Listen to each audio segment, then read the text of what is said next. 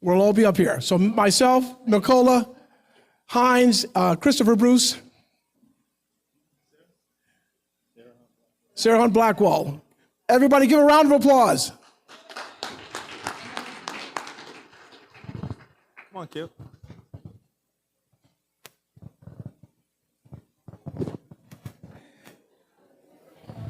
You got it? Here you go. This one's yours. He's not sitting next to me, sir. Just start talking. Just take this off. You want me to take the little cover off? No.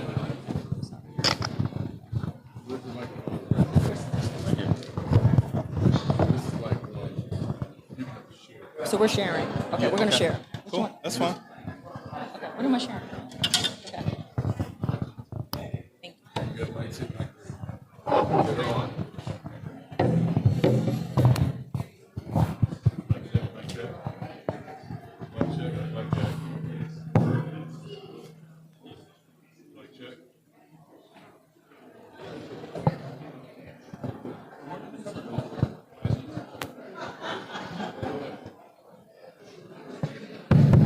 Mic's on? Yeah. Where's that cover with? Where's the cover for the microphone? Testing. Okay, what do you know about it? Let me make sure we get it. Yeah. Let's check. Keep these on for sanitary purposes. Yeah.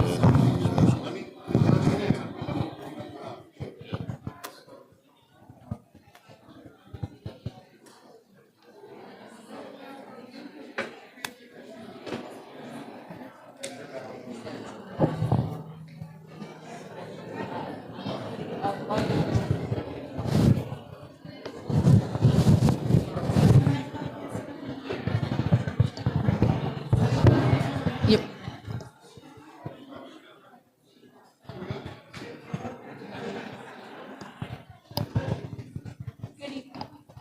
Good evening, everyone, once again.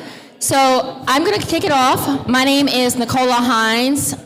I am the president for the League of Women Voters of the state of Georgia. I have been the president for the State League since 2023.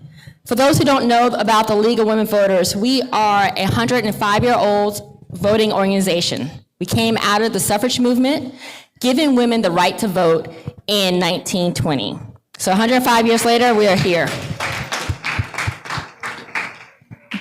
Actually, Atlanta Fulton is one of the oldest leagues because the State League came out of Atlanta and then became obviously a bigger organization.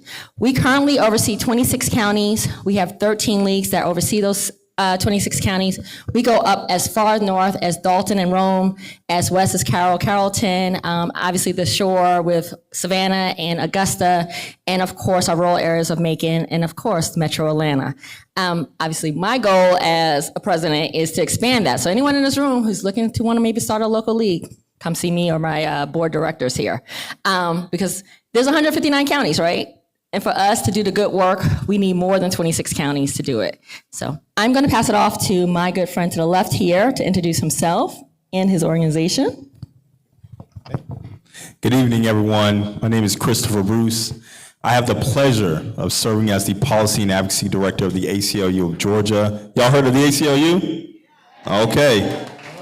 Y'all probably heard of suing people, right? Well, I don't get on that side. I'm on the other side. Who knows about the ACLU? Raise your hand. Who doesn't know about the ACLU then? Joel, if you don't put your hand down right now, thanks, Leslie. Thank you so much. People always have jokes. Here, so if y'all already know about the ACLU, do you know about the ACLU of Georgia and how the ACLU of Georgia actually started off as the affiliate of the ACLU Southern Voting Project? So we did not have an ACLU of Georgia before. When we were fighting for our civil rights and civil liberties, actually our national organization put down a center because there were so many problems with voting, especially in the South. They decided on planting in Atlanta and working all throughout the South to fight for civil rights and civil liberties, especially when it came to voting. And eventually, we turned into the ACLU of Georgia as the local affiliate. As you can see, there's still so much of a need, not only just in voting, reproductive rights, racial justice, and any and everything else that deals with your Constitution and the laws about your civil rights. We have members in all 159 counties in the state of Georgia. All of them. So it's one of the reasons why we're not in the city of Atlanta right now. We are going to do regional diversity. This is not the ACLU of Atlanta. It's the ACLU of Georgia. So this is one of our expansion projects that we are doing in such great collaboration with the League of Women Voters, with the Urban League of Greater Atlanta, and with the state conference of the NAACP. So y'all are in for a treat today, because what we do down at the Capitol, we need it from everyone all over the state of Georgia. Thank you, and I'm going to pass it over to my good friend, John Moye. Hey, everybody. Let's give it up for Chris and for Nichola. So again, I'm John Moye. I represent the Urban League of Greater Atlanta. And we all know the history. The Urban League has been around since 1910. And the bottom line is that was the Great Migration. Many African Americans were leaving. We all know the history. And they were settling. But as they settled around the country, they found the same problems: housing discrimination, having a hard time finding employment, and other issues. And out of that was born the National Urban League in New York City. But guess what? We have now 93 affiliates all over the country. And the Urban League of Greater Atlanta has been here since 1920. This is our 105th year. We're led by our great leader, Nancy Flake Johnson, who I know is on her way. And so I have the honor and privilege of serving as the senior director for policy, working with these good people here on the stage every day at the Gold Dome when it's in session, fighting the good fight on behalf of you. And at this point, I'm going to turn it over to our fellow civil rights organization, Kipley Carr, first vice president with the NAACP. Thank you, Johnny. Good evening. How's everybody tonight?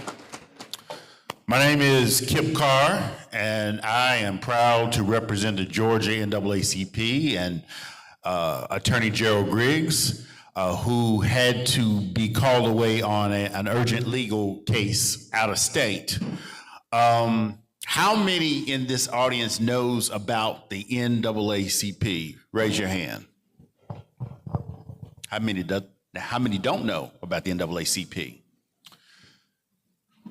116 years, 4 people across a kitchen table in Manhattan felt the need of a national organization to deal with, at that time, lynching. And that mushroomed into other concerns. There has been a presence in Georgia of the NAACP at least since the 20s. Now, I will tell you that, how many of you knew that the state of Alabama actually outlawed the NAACP? Yes, they did. In the 50s, the NAACP was forced to leave, and Ruby Hurley, our executive secretary, relocated our field office to Atlanta, where it has remained ever since. We have units, which we call branches, in every corner of our beautiful state, not just in Atlanta. We have active, vital branches in Camden County, which is all the way down near the Florida state line. We have just reorganized a branch in Decatur County, Swamp Country in Bainbridge, Georgia. We have 133 active branches. Now, out of 159 counties, that's not bad, but we could do a little bit better. We have one of the most active NAACPs anywhere in the state of Georgia is right here in Cobb County, that began the Juneteenth celebration long before it became a federal holiday. So it is a privilege to be with our coalition partners. During the session, we spoke with one voice, and we are very interested in listening to you, because even though the session is out for 2025, before you blink, it will be time for the gavel to go down in January. So we're glad to be here tonight. And remember, the NAACP is always there for you. Thanks so much.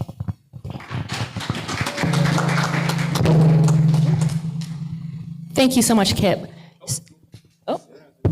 Oh, you gotta introduce, oh, sorry. Sorry, Sarah, introduce yourself. Hi, good evening, everyone. My name is Sarah Hunt-Blackwell. I am the First Amendment Policy Counsel for the ACLU of Georgia.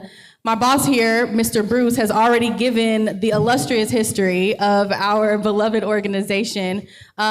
But I do want to highlight the fact that one of the core pillars of the ACLU of Georgia is the First Amendment. And right now we're seeing the First Amendment under attack in many, many different ways in our country, in our state, and especially under the Gold Dome. So I'm overjoyed to be here with you all this evening to talk about some of the legislation that I worked on personally in partnership with these wonderful organizations, and to talk about what passed, what didn't pass, and what we're expecting for 2026. Thank you.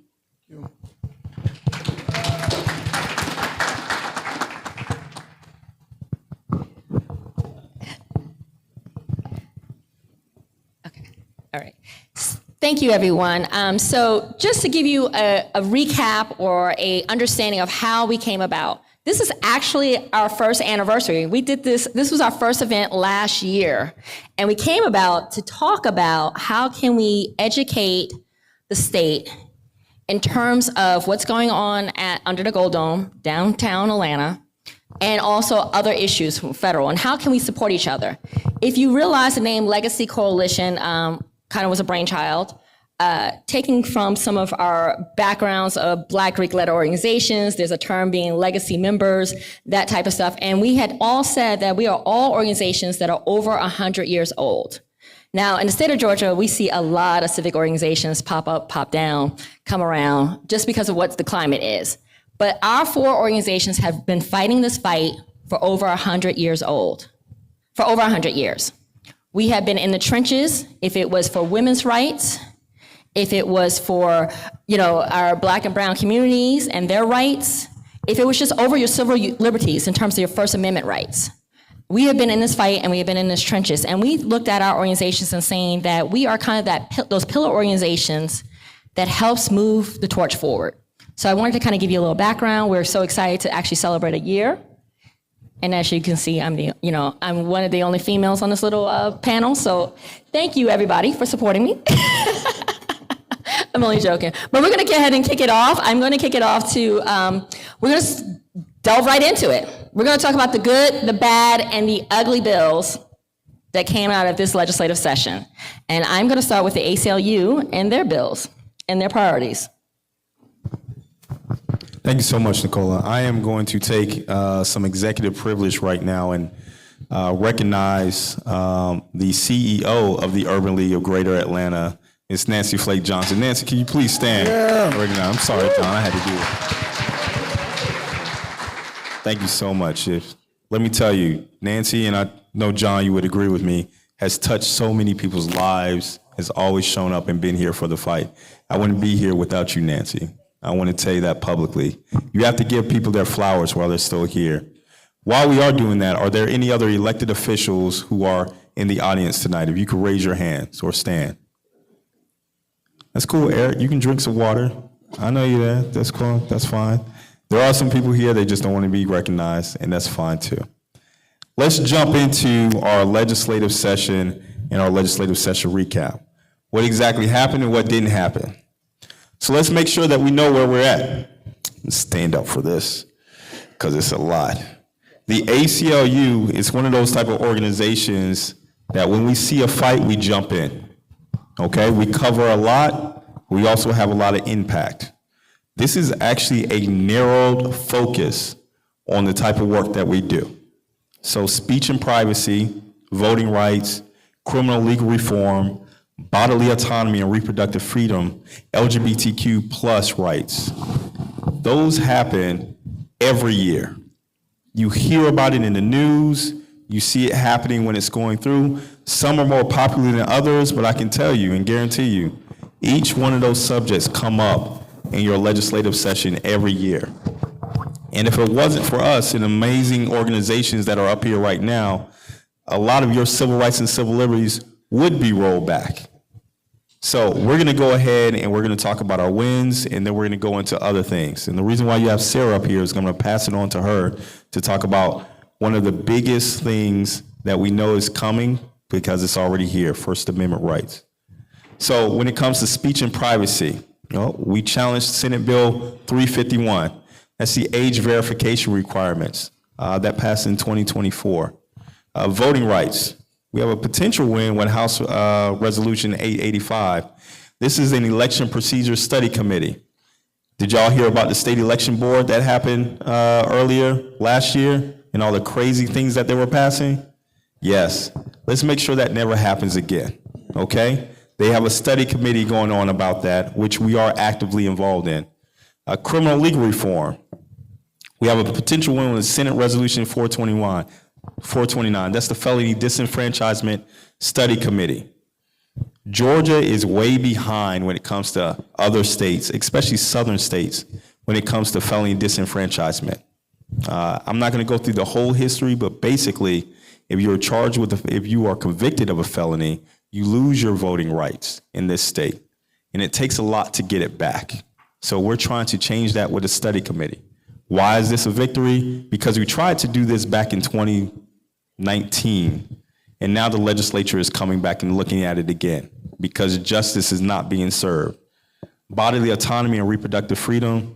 HB 428. That's the right to IVF. You've heard that in the news and plenty other places. Georgia legislature actually did pass it. And something that you can see, I don't know if you can see on this PowerPoint right here, there is a plethora of attacks against the LGBTQ plus community. So we challenged Senate Bill 36, that's the Religious Restoration Act, challenged Senate Bill 1, the transports ban, and challenged Senate Bill 185, the ban on gender affirming care. Let's go on to the next slide. Oh, that's yours. With the next slide, I'm gonna pass it over to the League of Women Voters. Go ahead. So same thing, there were some bills that really aligned with the League of Women Voters mission. Our mission is to empower voters and defend democracy. It's that plain, 4 words, right? And so we really looked at this year, 2025 session was the election administration reforms. We put potential wins with SB 175 and HB 215 because they didn't get passed out of committee. They got withdrawn and recommitted. And so SB 175 is ranked choice. And this particular bill will ban it statewide. Other states are doing it, but other states are allowing each municipality in terms of, like New York City does it, but that doesn't mean the whole state of New York does it. This bill would actually have banned it across the state, which hurts all of our municipalities and localities, which maybe it will help them in terms of elections, and we will lower our runoff sessions. Because we know, especially if you live in Atlanta, I always joke around and say, we vote like almost every month because of everybody wants to run. Then we have HB 215, the Voter List Integrity Act. That was to remove us from the ERIC system. Has anyone have heard of the ERIC system? So that is a multi-state system that basically goes across state and federal databases to make sure that you're in the right state with the right address. So if you move out of Georgia and you move to another state, the system kind of compiles and say, yeah, I got a notification that you are no longer in this state and you should be registered. I actually got a prime example. I haven't lived in the state of Kentucky for over 10 years, and I just got a letter from them saying, we want to confirm that you no longer should be on our rolls. And so that's what the ERIC system does. So this bill was actually trying to remove the state of Georgia from this national system that multiple states do. I believe it's over 20-some states that are part of this program. 29, so I said over 20. Yep, so 29, that is a part of the system. And Georgia wanted to be removed from it and actually use their own system, or they've been lobbying for a program that's called Eagle AI, and that's a whole nother conversation. So challenge of HB 502, and we didn't challenge it, but we said it was a challenge because of 502 and 324 is something that we were in favor of, and we will go deeper into that. It ended up being like what we say challenged is because it did not pass out. These are bills that would actually made it easier for people to vote. People with disabilities, if you have hearing disabilities or physical disabilities, also if you are accompanied by a child under 2 years old, would allow you to have preferential treatment in voting. That did not come out of session this year. We did have some wins. Healthcare access. So for us, we are defending reproductive rights and healthcare access, which also includes mental health and everything with that. So HB 36 updated the list of approved providers who can participate in guardianship appointment. And this is multiple cross states so that it's interstate. So this was a great win for us. It actually became law, and we're going to go more details in that. And then HB 81. This is really important, especially when we look at our marginalized groups, because psychologists, right? If you have a kid that maybe has an issue in a school and then they move, they have to start all over. Instead of having those files being able and easily transferable between schools and the psychologists that worked with them, instead of starting from the bottom. So this was a great win for Legal Women Voters because we were really focusing on mental health this year. And same thing with ACLU, obviously anything that has to deal with reproductive rights, the great win with HB 428, right to IVF. I'm gonna, next slide.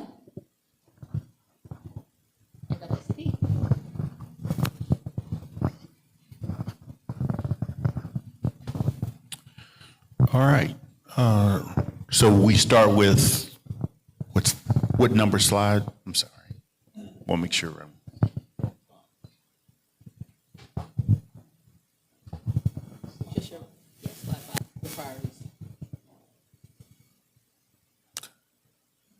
All right. My cheat sheet is not in line with this. All right.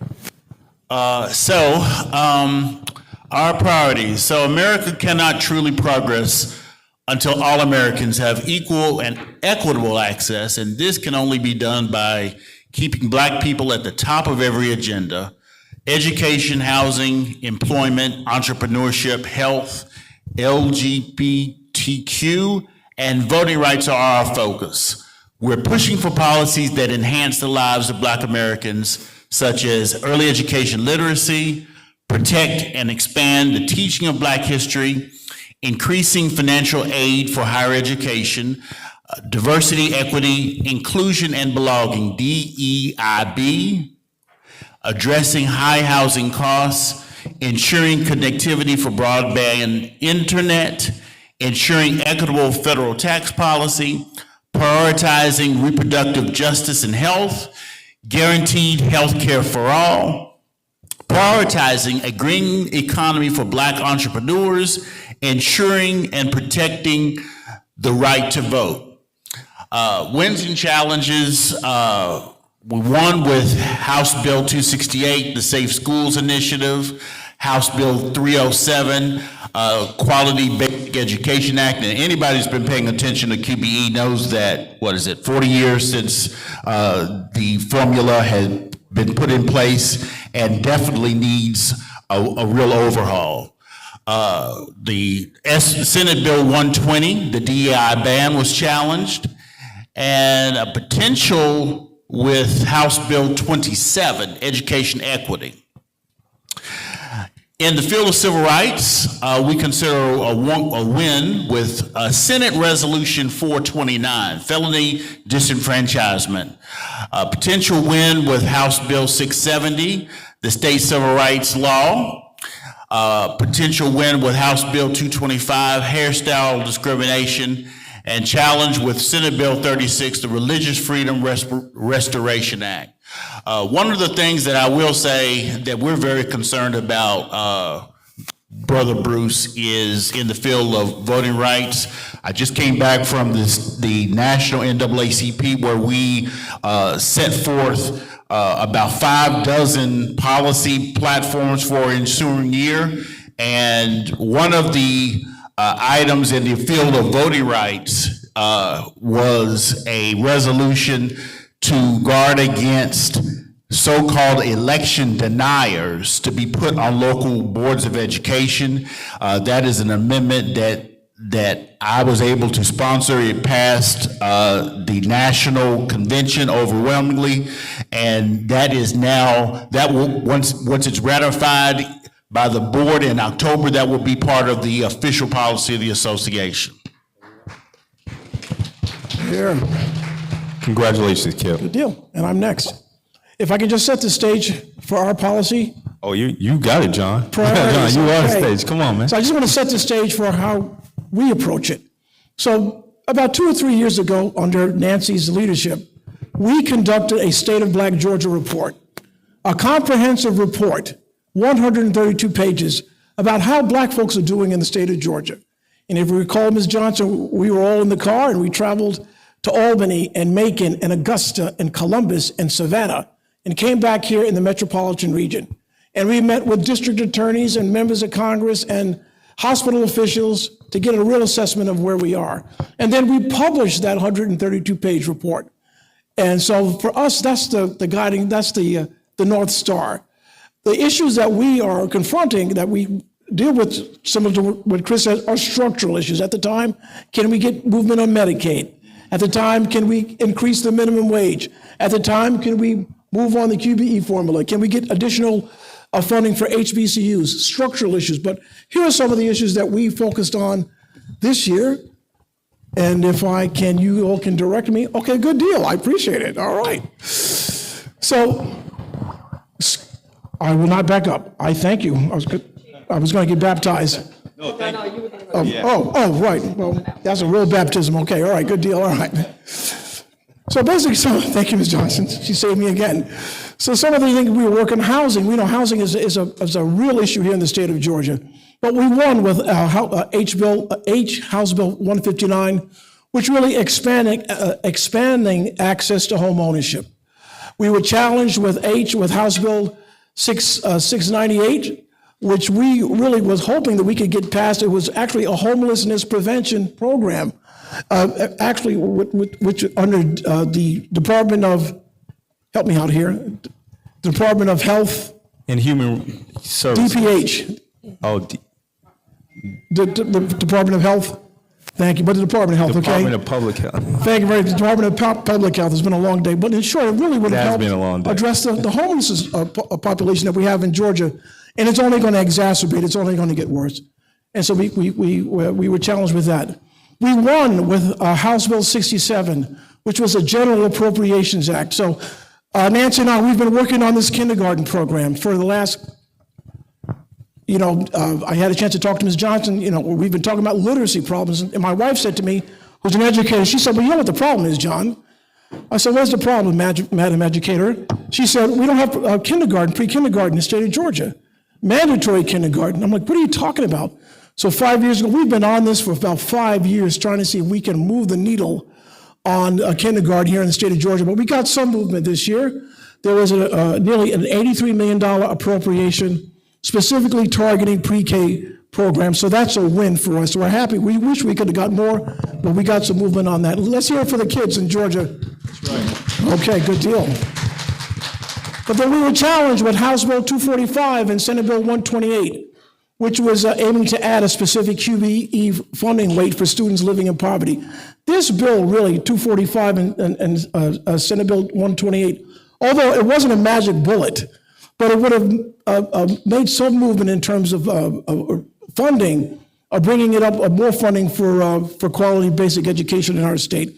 My hope is that we're going to come back next year, and perhaps, Chris, we can really move the needle on that. Oh, we're going to make it happen. And make it happen, okay? With the people in this audience. Absolutely. That's right.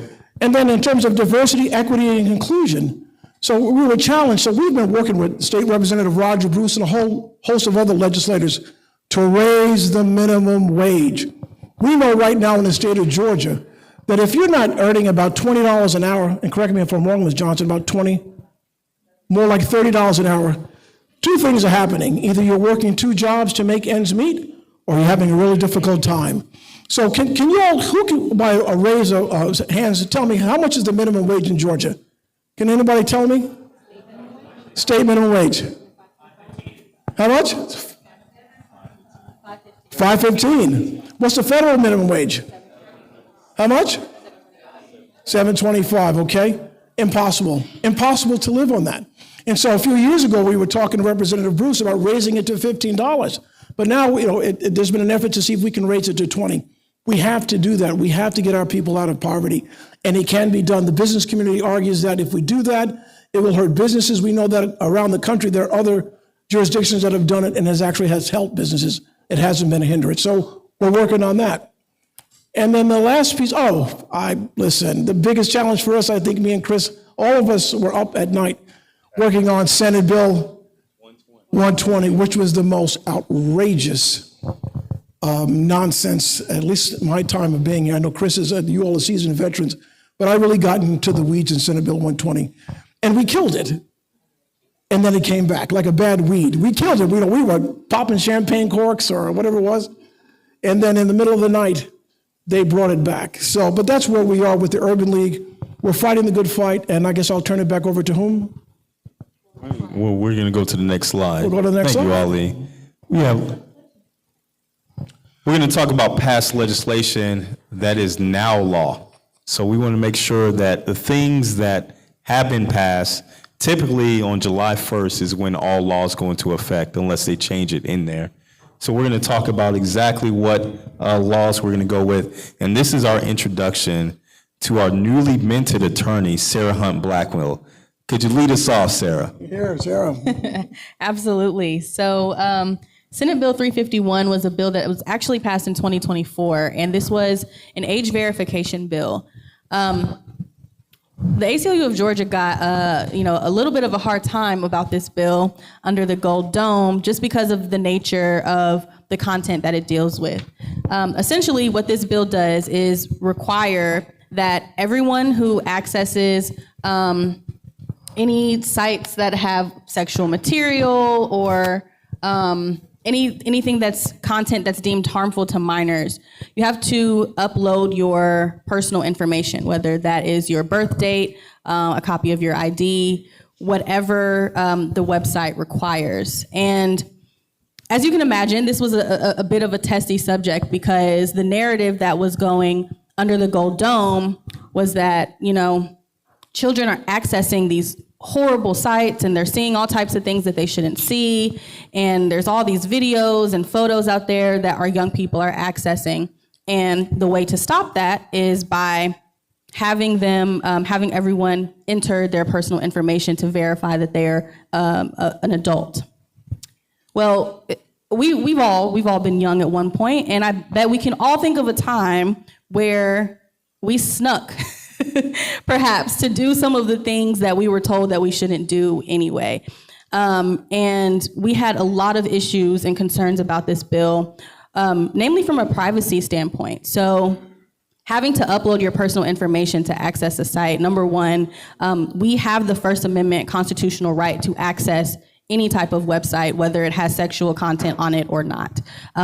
Pornography is protected by the First Amendment. Now, of course, we do want to protect our children, and we in no way want to present or even try to insinuate that we are advocating for child pornography or for children to access things that they shouldn't be accessing. But what we're talking about, what we're concerned about are consenting adults, people who would have to put in personal information, identifiable information to be able to access something that is constitutionally protected. We don't know what's being done with that information once it's entered. We don't know how long it's being stored for. We don't know if it's being destroyed or not. And these are all concerns that we raised under the Gold Dome about this bill. It's not that we're for. What challenges did you run into, Sarah, when trying to fight this bill? Let's hear this. When I was testifying against this bill in committee, I got a question from a committee member who said, "So you mean to tell me that the ACLU of Georgia supports child pornography?" Wasn't expecting that question, but again, my comeback to that was no, we do not champion The ACLU child of Georgia does pornography. not. Thank you. Not at all, but we do champion First Amendment rights, and we do champion the ability for people to know what is being done with their data and to have some sense of data privacy. So this was unfortunately a bill that we were not able to get stopped. This bill had been introduced multiple times in multiple sessions, and in 2024, it did become law. So not to put anyone on the spot, but now in the state of Georgia, if you access certain sites, there are pop-ups that come up now requesting private information. So that is a law that has passed in the state of Georgia. Let's keep it going with RFRA. Yeah, RFRA. This was a big fight. The Religious Freedom Restoration Act has been a bill or legislation that has been introduced in the Georgia legislature, I think since 2018, almost every single year. And this bill has a lot of nuance because it deals with our First Amendment right to religion. So just a quick crash course for everyone. The First Amendment protects your right to religion in that there are two rights that come with that. Your right to practice whatever religion that you would like or not to practice one at all, but also the right that your government is not going to establish or assume any particular religion. And RFRA was the way that the state version of RFRA was written, only one of those rights was included in the bill for many years. So the religious expression component was always included, but the component about the government not establishing or promoting any particular religion somehow was always left out until this year. So this year was the first year where both rights were included in the language of the bill. Sounds good, right? What problems do we have with that? Well, we actually do have a problem with that. What we've seen in other states that have passed RFRA is that this bill becomes a license to discriminate against particularly LGBTQ+ communities. We were able to cite multiple instances right here in Georgia of college students who were denied services or denied care because there was a professor on campus who did not want to service them because they identified as a member of the LGBTQ+ community. And these examples are what we see across the board in a good majority of states that do have Religious Freedom Restoration Acts passed. It is a license to discriminate against people who, someone does not agree with their lifestyle. This is an issue because just because you have a right to exercise your religion does not mean that you have the right to discriminate against someone. And that is the issue that we took with this bill. It is a bill, again, that we fought year after year after year after year. And unfortunately, this past session, it was successful and it did pass and it is law in the state of Georgia. So what we're doing now at the ACLU of Georgia is just monitoring for instances where a person could potentially be discriminated against, and the person who is discriminating against them could cite this law as the reason why they're denying housing accommodation or denying a service like providing them with a wedding cake. Some of you all may be familiar with the Supreme Court case where a gay couple was denied cake services because the shop owner did not agree with their lifestyle, or their sexual orientation. So these are the concerns that we have. And again, it's not that we don't champion your First Amendment right to religious expression, because we do. It is guaranteed to us in our First Amendment. But our right to religious expression does not mean that we can discriminate against other people. You can clap for that. You can clap. 'Cause let me tell you, it's not an if it's going to happen, it's a when. And that's why we're up here, and that's why the ACLU will always be monitoring on that. Sarah, you want to talk about IVF? Sarah, this is why you're up here. Come on now. Yes, this was a win. We celebrate the few times where we can get a win under the Gold Dome, right? I think a lot of our organizations up here always play on the defensive so much. We're having to fight bad bills and try and work really hard to keep bad bills from passing. But the opportunities that we do have to support a bill, they're few and far between, but we cherish and relish in them. And HB 428 was one of those bills. It codified the right to IVF here in the state of Georgia, allowing countless numbers of families to be able to grow their family if they so choose, and make sure that abortion related restrictions don't apply to IVF. So you all may be familiar that in the state of Alabama there was legislation passed that terminating embryos that were created through IVF would constitute abortion. And that law has been challenged, and I think it's actually still on the books in Alabama. And so the codification here of IVF was a win because it did separate, the way that our bill is written, it did separate abortion access and abortion care from the ability to conceive through IVF. So this was a big win for reproductive freedom in the state of Georgia, even though we took some other losses in the reproductive justice field, but this was one that we were happy to get. Let's hear it. That's great. Let's go. Christopher Bruce, may I take a point of privilege very quickly, sir? I just want to acknowledge two good friends of the Urban League. I'd be remiss. State Representative Terry Cummings. It's good to see you, Terry. And State Representative Derek Jackson. Thank you very much. And I believe Representative McQueen is also with us. Yes, good to see you. Thank you. Good seeing you. I guess these are our bills too. Yes, SB 1, it was the first bill that was introduced in the Senate this year. It codified a ban for transgender students to essentially not be able to play on school sports teams. Students have to play on the sports teams according to the gender that they were assigned at birth. We have a lot of concerns about this bill. Okay. It was passed and it is law in the state of Georgia. Also, SB 185, gender affirming care.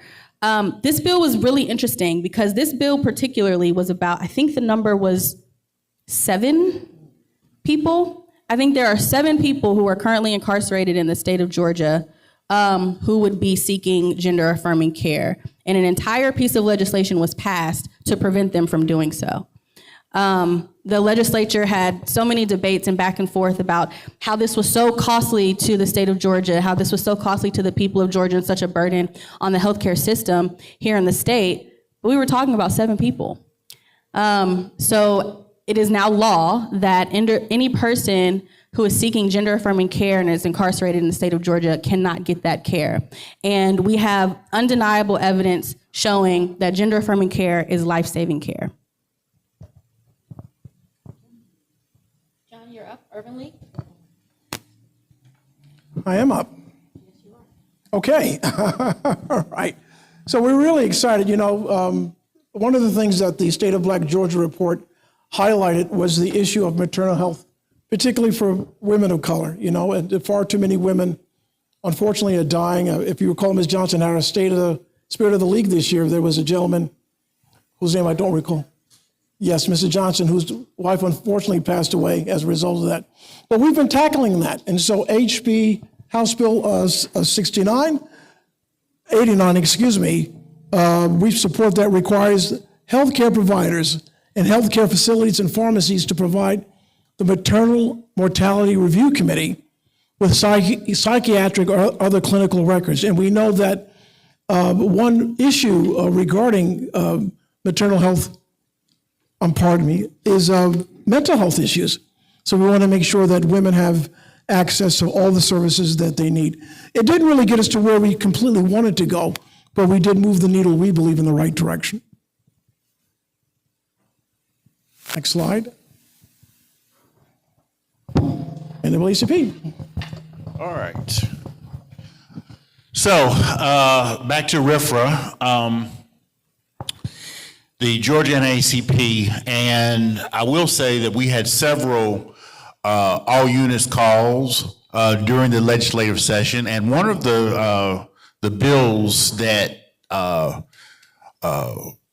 had robust discussion was RFRA. And one of the things that a lot of our units, particularly outside Metro Atlanta, was very concerned about the implementation of this, because as the young lady to my right with ACLU stated, that it really is a license to discriminate. It absolutely is, against Georgia's Black communities, as well as other protected groups. And one of the things that when we had our lobbying day which I believe was, what was it, February 12th, Nichola? Yes. March. Okay. When we had units that came to the Capitol, one of the things that they pulled us to the side was asking for the status of this particular bill. And when we send them we sent alerts every week along with after crossover day when bills become phantom-like and start to be attached to other bills and craziness like that. One of the things that we continue to hear consistently from our units was this particular bill. And it's something that we're very concerned about, and we will continue to work with our coalition partners to make sure that all Georgians are respected, period.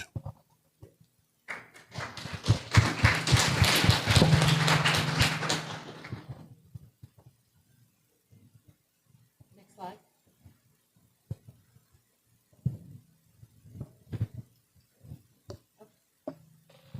Okay, there we go. All right, so as we talked before about adult-approved HB 36, so this bill expands the list of healthcare professionals who can participate in Georgia guardianship. This is really key because it was very limited in terms it can include physician assistants, nurse practitioners, clinical nurses, specialists in psychiatric and mental health, marriage and family therapists, and professional counselors. As we stated, we supported this bill because the list was very narrow when it came to which healthcare professionals can help you with your guardianship when you're an adult. As we all know, it's a holistic thing when you go into your doctor's office, right? Especially when it comes to mental health. It's not just a doctor, right? You normally do see a physician assistant or RN or something like that. So this bill kind of helps support all that. It did come into effect May 12th of this year, and this was something that the Legal and Voters supported. And I briefly talked about this too. We talked about the school psychologist compact. This bill creates an interstate streamline for school psychologists across multiple states to address workforce shortages and improve access to services. It also helps, like I stated before, it also helps with records. It helps with the children as they move along different school systems. Everyone is going to be intermingling. And I'm sorry I'm going through a little bit fast. I'm trying to help you guys with time. We're already at 7:30. Okay. Well, actually, I think that's where we do need to hear from y'all. You get to talk, you can listen as well. So we're going to go and start with the question and answer portion from here. Who has a question? A question that we can answer. I don't know a lot of other things that are going on. Okay? So we got questions online that we can start off with while we all think of questions too. Okay? And Chris, let's tell folks where they can go if they have a question in the room. We actually have a podium at the front of the room with a freestanding microphone, so folks who have questions, please line up between those two circular tables. And I'm going to be reading some of the questions that we've got online. Hi everyone. Most of you probably saw me at the check-in table. Nichola Shelton, our community engagement manager at the ACLU of Georgia. One of the first questions we got online, someone wants to know what the status of the SAFE Act is, a fairly targets women voters restricting their rights to vote due to a different name of their birth certificate. You said.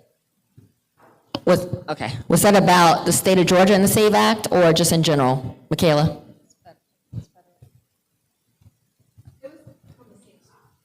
The SAVE Act, but how the state is going to play in that, or just overall? Well, I can speak on behalf of Legal and Voters. We are completely opposed. We have been fighting. We have actually, from a federal standpoint, are on multiple lawsuits in terms of the SAVE Act. We're waiting to see if it gets to the next chamber and what happens there. But the SAVE Act not just hurts women, it hurts people who do not have birth certificates, especially here in the state of Georgia that has a large rural area. A lot of people are born by midwives or older who did not get a birth certificate. So to have this SAVE Act go into effect, from a federal standpoint, it also hurts folks who may be lost. I actually posed to our own legal team because I don't have my original birth certificate. It is a certificate of birth. It's a paper form that got notarized. Is that going to be acceptable because it's not my original form of a birth certificate? My mom somehow lost it, and then I know I needed it for a passport in school, and they just gave me some little form that said I was born. The law doesn't state or verifies the difference between the two. So this law is going to affect marginalized folks, our rural folks, our low-income folks, people who get married, people who've lost stuff, people whose parents don't know where their paperwork is at. So it is an attack on voter rights in that aspect, and it's an attack on all of us. Because if if your mothers are still alive and they have a different last name, guess what? If you're a male, you might say it's not affecting me, but it's going to affect your mothers. It's going to affect your sisters. If you have great-grandparents that are still alive or relatives that live in rural Georgia, it's going to affect them. So you personally, and in this room, I always tell people we have to think outside of Metro Atlanta when we look at these laws, because we have so many luxuries to be in a major city. This is the same thing about when people say, oh, all you need is a voter ID to vote. Not if you're in a small town. Everybody and their mama knows everybody. If you don't have a driver's license and you're 16, you can't get no alcohol in the local liquor store because they know your mom. So you don't need a driver's license, right? This was the same thing that came out of SB 202, right? They started talking about IDs and how everyone needs an ID. IDs is a luxury and it's a tax. And unless you live close to some place to get a free ID, it's still going to tax you because you have to travel there to get that free state ID. So the SAVE Act is an attack on everyone that's in this room. It is an attack on everyone in this country. Because if it attacks one person in your family, it attacks all of you. Hello. I had a question regarding RFRA. So how could this bill be amended so that we both protect the right to religious freedom and expression and the right to not practice religion, et cetera, while also preventing the ability to discriminate on those grounds? It's a great question, and there are two kind of main remedies to that, both of which we suggested during the legislative process this year. So one, I think Georgia is one of the only states in the South that does not have a comprehensive civil rights law on the books. And that is one way that we can safeguard or try to at least help safeguard some of the marginalized communities that could be impacted by this bill. So passing a comprehensive civil rights bill would be helpful, or just simply adding the language into the bill itself. And both of these things were proposed during session this year, and the bill sponsor adamantly refused each option. Gotcha. As a follow-up, which one of those do you think is more politically viable for the next legislative session? Well, I think I think it's the opinion of all of the legacy orgs here that we definitely need comprehensive civil rights legislation here in the state of Georgia. All right, great. Thank you very much then. Thank you.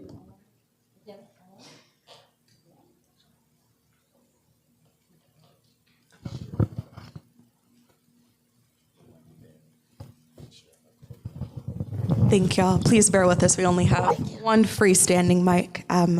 There were some questions submitted ahead of our panelist start time. One question in particular, someone wanted to know, overall in the Georgia legislature, and they're expressing some sentiments of frustration, but why are our laws so weak and ambiguous that the current situation in which we find ourselves was even allowed to happen? There's no law against what the current administration is doing, or the law is so vague that it's been subject to twisted interpretation. So why are our laws written so weak and vague to allow this current situation to prevail? Well, I'll tell you what, I'm going to start this one off, okay? And while I think I understand the question, this really goes back to, this is a democracy. So when we look at the laws that are passed, they pass with the reflection of what your constituents have. That's the theory behind all of that. You put these people, 236 of them, at that gold dome. And every year, they really have only one constitutional charge, and that is what? Anybody know? Pass the budget. Pass the budget. They do a lot more than pass a budget, though, don't they? Including rolling back the rights that have already been promised you since the beginning of the state and since the beginning of this country. So why are laws weak? Why are laws bending? So there's a difference between policy and politics. We already know the best policies out there when it comes to pre-K, mandatory pre-K. We know that if children go to mandatory pre-K, we know they have a better chance of getting a job, having healthier lives, and everything else, right? We know what policies are the best policies for our people. Do we always pass the right policies, though? No, because that's politics. Everybody doesn't want everybody to be happy and healthy in this state. We know that. We have to do something about those people who do vote on these bills, but we have to hold them accountable. Is it easy to do that? No, because you have this thing called redistricting as well. We know that, again, in politics, your party wants to stay in power. This is one of the reasons why I've always stayed with the ACLU. ACLU is nonpartisan. You will barely even hear us say the word Democrat or Republican. We don't care. We want to hold everyone accountable who is supposed to be representing you. So it only takes what? It takes you, and it takes forums like this to make sure that we go down to the Capitol and demand that your civil rights and your civil liberties are done. Anybody else? Go ahead, John. I just want to chime in on that. And I had a chance to talk to our CEO earlier. I had a chance to attend something, conference today. And the bottom line is, it's really not a fair fight. It's not a fair fight. There's no way in the world as a legislator, and I'm not a legislator, but we see them all the time, whether it's in DC or here or City Hall, that the amount of money in this system, it has corrupted the entire system. We saw during the last few weeks with this big, beautiful bill, particularly with Medicare and Medicaid, and Chris, we were in DC. And we saw wheelchairs lined up, literally by the thousands, talking to members of Congress. And when they did these town hall meetings, did you all see those town hall meetings? Did you all see those town hall meetings, those congressional ones? The people had expressed a resounding no that, in terms of what they wanted. But in spite of those cries, some members went against the wishes, but because the pressure is so great. If I have to run again in office, if I have to raise a certain amount of money, I'm not suggesting that that's an integrity issue, but I want you to know, everyday citizens, you pay your rent, your mortgage, you put the kids through college, it's not a fair fight. You have 20, 30, 40 lobbyists based on industries, banking and insurance and housing and real estate. It's not a fair fight. It's outrageous to take 20 million people and throw them out in the goddamn street. It's unconscionable. It's a sin against God. For me, not for the Urban League. But because it's not a fair fight. And until we get this money situation under control in this process, and the Supreme Court threw us all under the bus with that decision. That's my opinion. Because who has $1,000 to write for a check? Who has whatever it is to do? It's not a fair fight. So the only thing that we have to counter the billions of dollars in this process is you. That's right, John. Say it again. Say it again, John. We the people. That's right. I don't have $1 million, but if I bring Nancy, and I bring Chris, Yes, and I that's bring right. Nichola, and I bring Kip, and Sarah, guess what? It's a fair fight. So when people don't show up, I'm not talking about who you vote for. You have people who didn't show up. I don't want to hear it now. Did you show up in November? Because now all of us are on the front lines to have to fight the good fight. But anyway, I'm sorry about that, but that No, hit you talked me. about Fine, it. you're That's fine. good. John, I thought you did have $1 million. I know. You know. I think we have one more in-person question. We had an in-person question. Mr. Moore, I thought you was gonna get up there and preach for a minute there. My name is Montina Young Frazier. I am from McDonough, Georgia, and we're Henry County. And I have a specific question centered around engagement, citizen engagement, which goes back to people just don't show up to local elections. We've had city council members voted in with 71 votes. But as it relates to our House as well as Senate, we have people that are there with 30 and 40 years. And from an advocacy standpoint, how do we as citizens, we keep hearing accountable, accountable, accountable. We don't know what they're doing in terms of the bills they're passing. Oftentimes as citizens, we act like they're celebrities. We see them, and I was guilty too. I no longer do that. So again, my specific question is, how can everyday citizens stay better informed and engaged before the bills get to a vote when advocacy might have been the greatest impact? And just a quick story, quick behind that. SB 109 went into law, and then I know this was one bill that was for to safeguard life insurance coverage for Georgia's active duty service members. My nephew, my son-in-law's son, died 2 days before his 24th birthday. He was active duty military and the insurance would not pay it out. And so I asked him, I was on my way to India, and I said, this just doesn't seem right. Do you know your senator? Senator Harbison took it all the way up and fought on our behalf, but I understood how government works. Most people just don't understand. So if you all could start giving us pathways, frameworks, so that we can hold our elected officials who are here and those that are in our communities accountable, that would be helpful. Thank you. Yeah. You gonna go, Kip? Go ahead.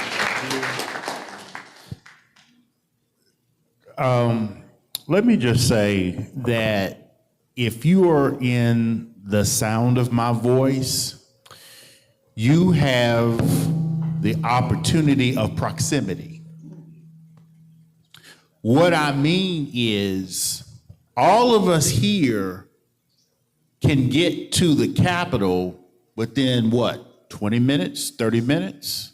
Think about people in South Georgia or in the coast that have to travel 5, 6, 7 hours to be here. So that's one advantage that we have that I don't think a lot of us think about. I believe in terms of civic engagement that people have to decide for themselves to create and make a lifestyle of what type of change do they wish to see. Now, if it's just replacing a few people, that's fine. But if the end result is the enacting of policies, then I think that one of the things that we need to be mindful of, that it may not occur in one cycle, but it may take several cycles. When I first started working in the Capitol during the Barnes administration, one of the things that I saw, I know I don't look that old. I was about to say, you started working with Will Barnes? I know it. Down at the Capitol? But one of the things that I remember is the fact that other forces were organizing back in the early 2000s. And a lot of those individuals are now in positions of responsibility, okay? I was there when the House went from Democrat to Republican. One of the things, even while the House is getting close to that 91 votes, which will be majority, we have to decide, we have to know when the first day of session, and just like we remind our friends and our family about going to vote, I have a text chain of my nieces and nephews, and they will tell you, PSC election, they got sick of me because I was making sure that they were voting and making sure that their status was okay. But that's not enough. We've got to identify when the seats are coming up. We have to know when the session is, and when the doors are open down there, we need to be there. And when, if you go down Washington Street, right there in front of Central Presbyterian Church, every single day that the Capitol is in session, there are buses from all over the state. You know, I'll see Decatur County, I'll see Thomas County, but I don't see enough from this area. And why is that? Now, one of the things that we were told back in, 2006, 2007, when there was this big redistribution of property tax reform, is when people start to show up down at the Capitol, they want to know what will it take to get you gone. So that should say we should make it a habit of being down there whenever the legislative session is up. That's your Capitol. Everybody has a right to be there. Listen, here's the deal. I'm gonna put somebody, I'll do one of the interns. I just want to illustrate a point real quick. Can you come over here for a moment? She's young, she's not gonna I mind. was just gonna follow up with it. May I ask you something? Where do you live? What county do you live in? You live in Henry County. Okay. Do you know who your county commissioner is? Okay. Did you all hear the question to this young lady? She said she lives in Henry County. I'm just asking her. No, this young lady here. And I asked her who her county commissioner was, and she said she wasn't certain. May I ask you, who's your state representative? Who represents you in the state house? No, David Scott is a member of Congress. Who's your state representative? Your commissioner. Okay, but that's okay. That's okay. I'm just illustrating a point. So who is your state senator? Yes. That's the United States senator. Y'all get the point? Thank you so much. I appreciate you. I can go right now on my block where I live in Gwinnett County. I'm talking about homeowners, people who put their kids through college. I can knock on the door. Who's your county commissioner in Gwinnett County? They don't know. Who's your state representative? I'm telling you, they don't know. Who's your state senator? Who's the mayor? They don't know. Who's the police commissioner? What's the county budget? They don't know. We have to educate our people. Am I right, Representative? We have to do that. So take the next question. Yes. Yes, ma'am, please. State Legislature. Good evening. My name is Terry Cummings, and I am a state legislator out here in District 39, which is Mableton and Smyrna. I am also the vice chair for the Cobb delegation. First, I'd like to thank everyone for having this event here tonight. And whenever I come to anything and I have a chance to speak, I always try to get something in about advocacy because it is so important. And we as legislators, we have a duty to keep you advised and abreast of what's going on to the best of our ability. But you also have a job too. There's not one law that's being discussed that you cannot Google, look up, and see what is going on with it and see how people voted. You can go back tonight and see how every single one of us voted on any piece of legislation. So to come in and say, how do I find out? It's just too easy nowadays with social media. The other thing I tell people is that it's really important is that you get engaged. Everybody can't do everything, but everybody can do at least one thing. And if you want to know what's going on with some of these important bills, the easiest thing to do, join the Urban League. Support the ACLU, support these organizations that are down there. I see Brother Bruce and Brother John every day down at the Capitol. That's right, we see you too, okay? And if there's a bill of any importance, they're in those committee meetings because those are the meetings where you can actually make a public comment and be heard. And I tell people all the time, you know, I'm in a sorority, every sorority fraternity organization, we have our day down at the Capitol. That's nice. It's not going to get the job done. You know, that one day, it's just not going to get the job done. And so once you connect with these organizations or any organization that's doing the work, if there's an area, because you can't be, if there's an area that's of interest to you, that's what you focus on. And then you have to know when those committee meetings are coming up, because that's when you can target the people on those committees on both sides of the aisle. And you can find out when that hearing is going to be. You can sign up and come down to, speak. So you can have a voice. But it frustrates me a little bit because we're good at registering, we're not good at getting out and voting. And it's just, so important. And everybody likes, like these different phrases. Part of the reason why we're where we at is because enough people don't come out to vote. That's right. And we're going to get these people out here to do that too. Yeah, but to be realistic, you can't do everything. Hook up with the people that are. Yeah. Oh. And use them as a vehicle. Y'all heard that endorsement right there? There we go. That's the important one. Good. Let's go to our next question.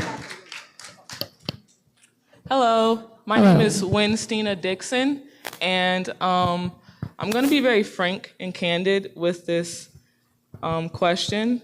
First and foremost, I want to say thank you to ACLU and NAACP and ULGA for all the work that you guys do.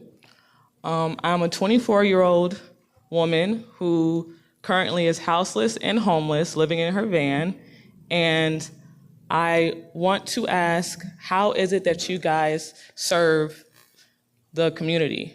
Specifically, I use ChatGPT to help me out with this. How does the ACLU and the Urban League of Greater Atlanta, as well as NAACP, approach direct physical outreach, especially for youth and families still grappling with the everyday impact of systemic oppression? And what does that look like for you guys? And I also want to add that every single weekend, even through the things that I'm going through, me and the people that are around me are outside in the streets, and it's just us. It's just us who don't have the backing of these communities. That's a heavy hitting Who are question. passing out hygiene products, foods, and things of that nature. I'd like to call on President Johnson really because Yeah. this is her So you ask one of those big questions like that, we're going to bring in a big hitter. Well, I want to say, let's connect. Let's connect. Because every day, all day, we are connecting to families like you. Every day. And with the resources we have and the partnerships we have, we do our best to connect you with what you need. So I'm here for you after this meeting, but I will tell you, the resources that we had through the ARPA funds for rental assistance to help you get another home, we had $3 million from one county and a little bit of dollars from many others, and we served over 1,500 families to keep them housed and move into other places. All that money is gone. It is gone. It's called ARPA? ARPA. It was the money that came about through the pandemic, but it was in place under the Biden administration for those 4 years. And now those resources are over. And with the passage of the big, I can't even call it beautiful. It is evil. Straight up. That's cutting off food stamps, subsidized housing, these are the things I know you need. They're bridge things, so you can get back on your feet, so you can sustain yourself and your family. So in the meantime, we working it with what we know is available. So we're here for you with that. And so whether that's, we're gonna identify whether it's the options for a person in your situation, which I say we see every day, is shelters, is subsidized housing, waiting lists. That's all that's available. We don't have enough housing, people, for people that they can afford. Because ever since the pandemic in particular, when landlords, because this state refuses to put any limits on the increasing of rents, wages didn't go up as fast as housing has. And literally, almost every family I see, you do the math, income, expenses, you in the negative every single month. And what falls first? Housing, because it is the biggest expense. And after that, everything falls apart. So I understand where you are. I want to talk to you about it. We're everywhere. That's all I can tell you. We're in 5 locations. We got more people than we can handle, and there's thousands more like you that we want to support. And we'll do whatever we can to help you as best we can. But at the end of the day, let me just say, for her, that might not be enough. I get that. But what are we going to do for the short term? You got to have some immediate help, right? Yeah. You got to have some immediate help. Whatever help I can give you, we will get you. We'll start with the county. We'll deal with the city. I'm not sure where you're located. Wherever that is, that's where we start. But share what you were going to follow with. I understand that, because I've worked with Youth Collaboratory. It's a nonprofit that works with the federal government to get grants to you guys for y'all to be able to give out the money. Right. Now, what I see that there's just in this, I'll say I got laid off May 31st, and just with 2 weeks of extensive foot groundwork, I was able to get contacts and actual hygiene products just with my own feet, and reaching out and talking to the people who are in the streets of Smyrna, who are in the streets of Roswell. That's where and I you was are. able to fill up my truck, and I was able to pass that out just That's with my County, right? mouth. So in what ways do you guys go outside and actually go get the products and bring it to the people? What does that look like, not waiting on funding? Well, funding drives the ability to do all of that. So what I'm not saying that. Specifically is crowdfunding, and I find that the people in our realm don't understand how to utilize crowdfunding, or they're just too scared. Okay. Or even me, with a month of me having my GoFundMe, folks have looked down on me, have literally turned their face at me because they don't understand what it means to, when you're in a vulnerable situation, how to utilize crowdfunding. And I think Gotcha. that It is a tool. we're not doing that. The nonprofits aren't doing that, and we're waiting on the grants. Well, we're Excuse not me, just waiting on grants, we're raising I just money wanna day say- to day, but I got you. Go No, I ahead. get what you're saying. I just want to. understand, I just and want to thank say you. one And thing. we gonna say because first, I just want to. I want to thank you, and I want to acknowledge you for your bravery and for your Yes, vulnerability. yes, being for here sure, and for sharing your sure. story, because it's not an easy situation that you're in. Right. And I also want to thank you because you've come here and you're holding us accountable. Yes. We get up here and we talk about holding our legislators accountable. We talk about holding the president accountable, the governor accountable. But what are we really doing?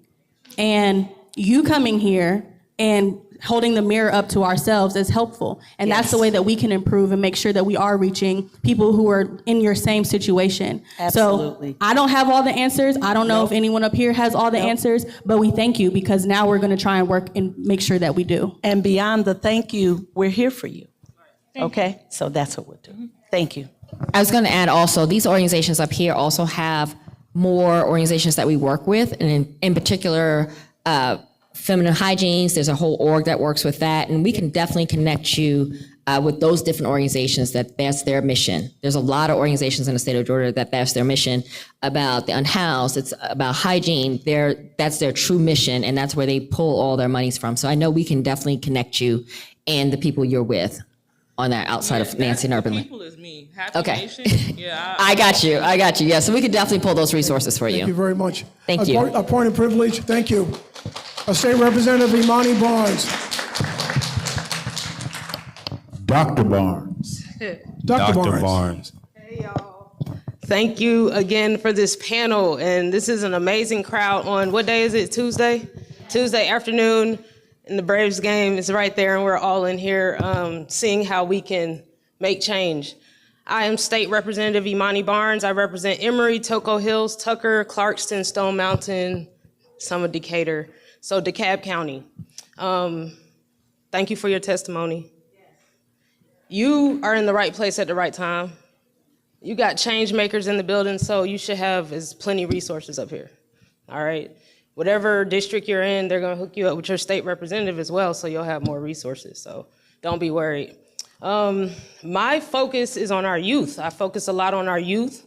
I had all summer the Period Project, where we collected period menstrual products for the low-income schools in my district, so people are working on the ground.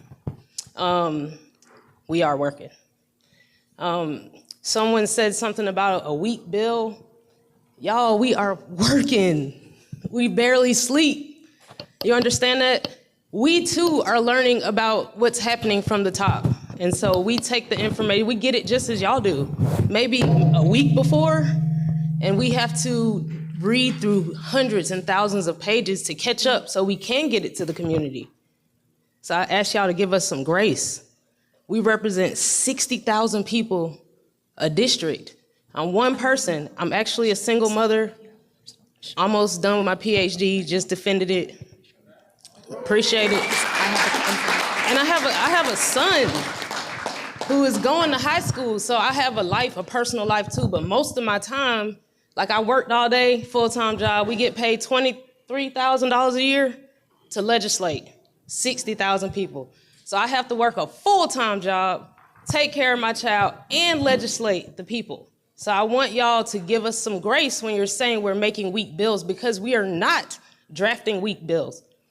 We had Sine die, April 4th, April 5th and 6th, 7th, we was out doing legislative wrap-ups, getting ready to draft. We have to work all summer to draft legislation to be ready for January. So we don't draft weak bills. We're just I'm in the minority party. So one of my bills is to feed all our kids in the state. It's called the Healthy Start Act. It will give them free school lunch and free school breakfast. I've had this bill for 3 years. Let's not clap because it has not passed. It's not a weak bill. I'm just in the minority. It has not even gotten a hearing in 3 years, but I have found a way to work across the aisle to get $6 million in the budget each year to feed over 70,000 kids. Now, this is what I have just had to learn. I just learned with you all that they're cutting the funding, right? So I've been doing research over the past 2 weeks on how that would affect our Georgia children. And I need to get my iPad. I'll give you some specific numbers. But the feds give us over $200 million in assistance. We give $6 million. So if they cut that, how many kids aren't going to eat next school year? So this is my fight, and it has been. But I want to focus on maternal mortality, mental health. But every year I have to focus on feeding the kids. And I don't think anyone understands that we're even fighting for that. And so what we need from y'all is to say we shouldn't be fighting to feed the kids. That takes emailing, blasting. That takes coming up to the Capitol because it's y'all's house, the people's house. It takes the same stuff y'all do on social media every day. It takes coming up to the Capitol, learning who is who and what position and who does what. Well, how can people get in touch with you, Representative? I mean, I'm on social media. What's your social media? Let's shout it out. Y'all go ahead and follow me now. It's at IMANI, the number 4, and GA. That's all my handles. You get to see what I'm doing. You get to stay in touch. That's the easiest way. That's for my young ones. Or you can just call to the Capitol. You can go to Georgia House of Representatives and look us up. You can Google us, which is the easiest way. All of our information is public, unfortunately. And so y'all can look us up. Do that. Google Georgia General Assembly. It'll pop up. Any legislator. But this is what I'm saying. Know what we're working on, because I can't work on everything. I can't work on every issue, but I can say I'm one of the ones that is working on free school lunch. I'm one of the only advocates in the House. And so if I stop working on it, I don't know who's going to work on it. So know who's working on what. Like, I'm not working on everything, but know who's working on what. Okay, I'll talk all day. Follow me, get some more information. We have newsletters, emails, everything. Sign up for everything and stay involved. But know that we are working hard for y'all. There aren't any weak bills that we're drafting. So talking about bills, right? We're going to try to wrap this up and make sure everyone gets out on time and not get, the first pitch was 7:15, so we won't be caught up in the baseball game. But there are definitely one bill that we need to push and one bill we need to stop. So everyone up here was talking about SB 120, these numbers be in my head, right? But do you guys realize that SB 120 died? It turned into HB 127.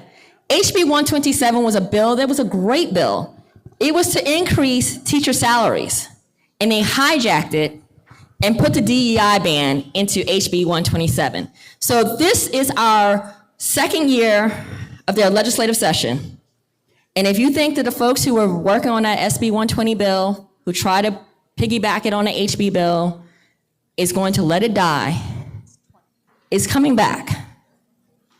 It is coming back. And when you think about diversity, equity, and inclusion, it's not just the color of my skin. It's not my gender or sexuality. It's religious rights. It's disability rights. It's veteran rights. So all of that is tied in it. I know myself, and I know John and Chris and his team, we testified up and down early in the morning to at least fight SB 120. And like I said, they piggybacked back on a great bill. So now our teachers in the state of Georgia couldn't get an increase, because that bill was going to pass. That was a bipartisan bill.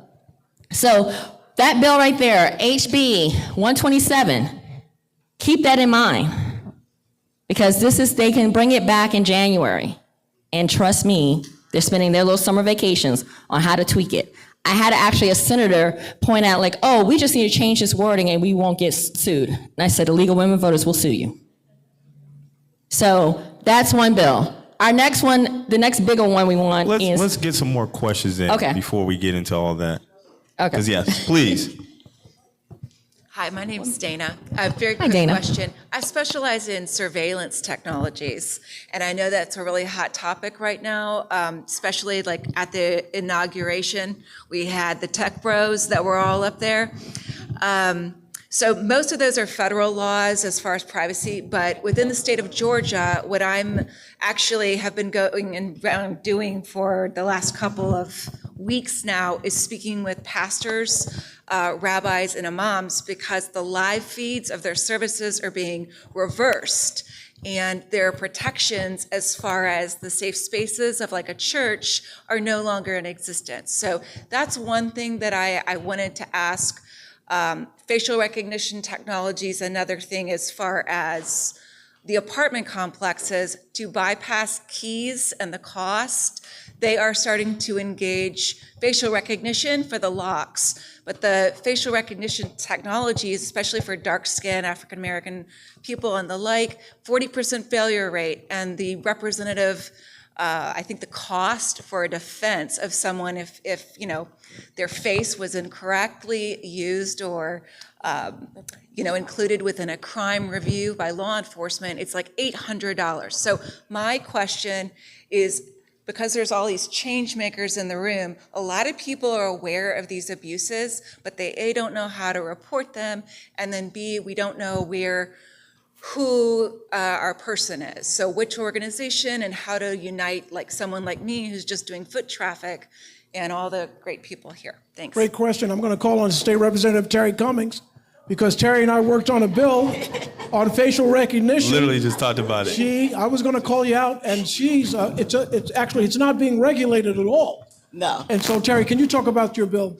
I actually, not this current session, but last session, and unfortunately I don't remember the bill number because it was 2 years ago, but I introduced a bill that would provide guidance to law enforcement on facial recognition. And I basically took the bill from the Cobb County Police are doing, to be fairly transparent. They've had a policy, a successful policy in place for a couple of years now, and they've been able to avoid those, pitfalls. So after sitting down with them, finding out what was going on, and finding that they had something, I basically took it and, formatted it so that it could apply. But there are several challenges with it. First, depending on where you are, your agency has to be big enough to have the staff to do it. And some of these counties don't have the staff to do it. But the way it works in Cobb, which is really cool, you can, let's say you're you're being investigated and they find your face somewhere. That investigator cannot do anything with that photo. And that's where the mistake happens. An investigator will see a photo, they'll match it, and they'll think, this is my smoking gun, and they have their person. Well, in Cobb, you can't do that. You submit that to a separate department, just like you would submit DNA evidence, just like you would submit the ballistics on a gun, any other piece of evidence. It gets looked at by an entity that has nothing to do with the case. If they find that they believe it's a match, then it goes to another division. They make the determination, and then they tell that investigating officer. So that's how it's done out here, and that's how they avoid those, traps. So it's something that I'm still working on with the Police Association and other organizations. And it was introduced, but like I said, still working on it. So don't know if it will pass next year, quite frankly, because next year is going to be a rough year if you haven't picked it up. It's going to be a rough year. This year, and anybody up on that stage that's been coming down to the Capitol a lot longer than me can tell you the tone and just the way things flowed was totally different. And it took on a whole nother connotation, and there was a meanness to it that was just unbelievable. And that's going to get even worse, next year. So to be honest, as a Democrat with a bill, some got through this year, but to get something through next year on an election year is really going to be a challenge. But that doesn't stop us from doing the work. That's right. Let's do the work. I want everybody, good. Thank you, Representative Cummings. Always great anything. I want everybody to repeat after me, BIPA. BIPA, B-I-P-A, BIPA. Anybody know what BIPA means? Biometric Information Privacy Act. It's a law that was passed in Illinois years ago, specifically to protect your biometric data. So yes, facial recognition, when it comes to DNA, anything that has to deal with that, you have to sign off on it. ACLU has the legislation. It has been passed in several states. Has it been passed in Georgia? Of course it hasn't passed in Georgia. That would be the right thing to do. But we will have that introduced to with the help of the other representatives in here. I'm going to say another one. Repeat after me. C-COPS. C-COPS. Everybody on this panel knows about C-COPS. We're going to talk about C-COPS right now, right? C-COPS, community control over police surveillance. What does that mean? Does anybody know Atlanta is the most surveilled city in the United States? It is. Did y'all know that? 5th in the world. Why is that? Because y'all keep giving over your data. C-COPS is one of those type of pieces of information that where you have control over police surveillance. You're hearing a preview of it now because it's going to be a big deal later on. This is something where you, as advocates in the community, can take control of your privacy and your data. So I'm glad that you said that question because we're coming to you to help you to pass it. Okay? All right, y'all, it's a time check right now. Where are we at? It's 8:11. This was supposed to end at 8 o'clock. Y'all want to hang out all night? Like, what y'all want to do? We still got a lot of food in the back. Make sure you get some to-go plates. Do we have any other questions? Any more questions from the audience? Anything online that hasn't been answered? Oh, y'all want to do same time next week? Yeah, is that what y'all want to do? Do we have anything online that we haven't answered? Not that we haven't. No Okay. questions online? So I think, Chris, like I said, I was starting off with the bills that we want to focus on. So I did give an opposed bill, but we have, as a legacy organization or legacy coalition, we all came together with some of our other partners and came up with the comprehensive civil rights bill. I'm waiting for you so y'all can read that.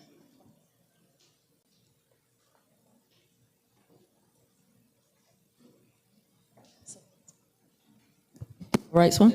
Okay, there we go. So we were able to get this, I think it was March? Yeah, March. And we were able to get the Georgia Civil Rights Act of 2025. This bill has two numbers. There's HB 670 and SB 320. So they have numbers. Obviously, we did not get a hearing because it came out in March. But this is another action call. So we did an opposed bill, right? We're all looking at that HB 127. We want to say no to that. This is a bill that we need support. And I believe, everyone's like, how do you support? What do you do? This is a bill that you can be calling your legislators for and saying, why is it doesn't have a hearing? Alabama has a civil rights bill. Florida has a civil rights bill. Mississippi has a civil rights bill. Actually, Mississippi does not have comprehensive civil Oh, rights. okay, so We're I- actually in a competition. We got competition with Yeah, Mississippi with now. Do we want to be Mississippi to be the last state to pass a comprehensive civil And rights act. considering that the civil rights was birthed here, the revolution and the fight for civil rights was birthed here, and the state it was birthed in does not have a comprehensive civil rights bill. So this is a bill that all four of our organizations came together and signed off on this and said we are going to introduce this as a legacy coalition bill to have the push of all of our organizations across the state to push. So this is a bill that you want to keep these two numbers is what we're looking for. We need it to have a hearing. We need to have it to have readings and so that it can continue to move past both of the chambers. So we have two bills. HB the first one, the one we're opposing. 127, right? If you don't remember, just talk to every state legislator that you know and say, we are against the anti-diversity, equity, and inclusion bill. Right? Everyone should have a right to have support. Then you want to say, but I want you to bring up the Comprehensive Georgia Civil Rights Act. That needs to have a hearing.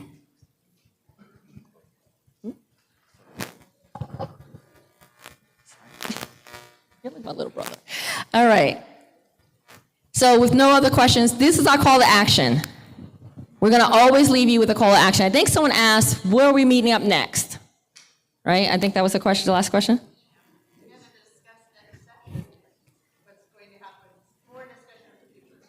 More discussion. So I would definitely say we are running out of time today. We have that QR code that you have on your card actually has all the bills that we, as individual organizations, the bills that we are working on together. It has more information. Also on that card, you will see our contact information. All of our missions are different, but also aligned.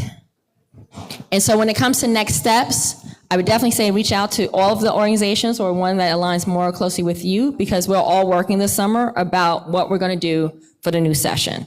It's hard to kind of put, like I said, we could be here all night to talk about more of the bills, more of what we can do. I know, like, I have some of my board members here, my advocacy, VP of Advocacy is here, my VP of Voter Services is here. This is the stuff we do all summer. And we build up for our January, we build up for our election season. So I will definitely say, in sake of time. And I'm going to, no, because Nancy, you were supposed to open us up. And then I'm going to give it to Nichola for our call to action. Yeah. Okay. I just want to also announce, because I didn't really answer your question in the right way in the beginning. Out of all of these organizations, Urban League is the one that delivers direct services to people every single day. So I do want you to know that. We focus on stability, helping people with emergency needs like yours. We support people to connect with employment and job training so they can earn more in their households. We support small businesses to grow, and we also support people to connect as best we can with affordable housing, and ultimately, our goal is to help people become homeowners. And then fifth pillar that John leads for us is our civic engagement, policy, and legislative. So we operate as a financial empowerment and emergency relief center. And so I do want you to know that across the board. So anybody, all people are welcome. We don't have enough resources to do everything people need, but we have partnerships and we connect people with all the resources we know of and that we can. And we talk to you about your individual situation confidentially and privately and help you figure out what's best for you. So that's what we do. And so we're here for you. And I definitely want to follow up with you, young lady, after this meeting. Thank you so much. Thank you, President Johnson. Okay, I'm the only thing standing between y'all and getting some more food and getting up out of here before rush hour traffic picks back up after the game. But I want to thank everybody for attending our 2025 legislative recap.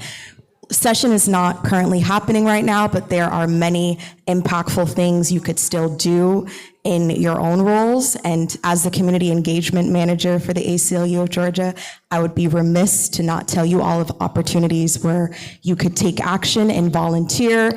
Some people in this room who are wearing ACLU shirts have also been at the Capitol during legislative session and served as Capitol observers who are our eyes and ears of democracy and protect First Amendment rights down under the Gold Dome. They also lead tours and share history about legislative session. And so if you want to get involved and not only share your story with legislators, but also inspire other people to be comfortable under the Gold Dome, we'd love to have you as part of our legal observer program. Folks are also online, we're questioning the power of making a phone call, sending a letter. Does that really change a legislator's mind? We know the power of people and that people power campaigns in Georgia, and so we do train our volunteers to share their testimony. We give talking points, and we provide opportunities for you to do some direct lobbying, but also to have smaller conversations with your neighbors, with your family members who may not be able to follow what's happening under the Gold Dome the way you are. And so if you are interested at all in sharing your story in any capacity, if you are impacted by any of the pieces of legislation we talked about today, please come and find me or my colleague Jersey. We are in the business of collecting community impact because our legislators need to hear about how these bills affect everyday Georgians like yourself. And if you are searching for more opportunities to get involved, whether with the ACLU of Georgia or any of our amazing partners, like President Hines said, please scan that QR code. We'll have follow-up opportunities for you to engage, so you'll be ready with us for the 2026 legislative session. So please come and find us. I will be hanging out as well in the back if folks have more questions for how they'd like to take action, but please share what you heard in this room with someone who couldn't be here today. Thank you. Thank you, everyone. So as the saying goes, you don't have to go home, but you got to get out of here. I'm okay. But no, enjoy. There's definitely a lot of food back there. Please grab some. I believe we still have some more plates and stuff. Thank you, everyone. Have a good night and get home safely.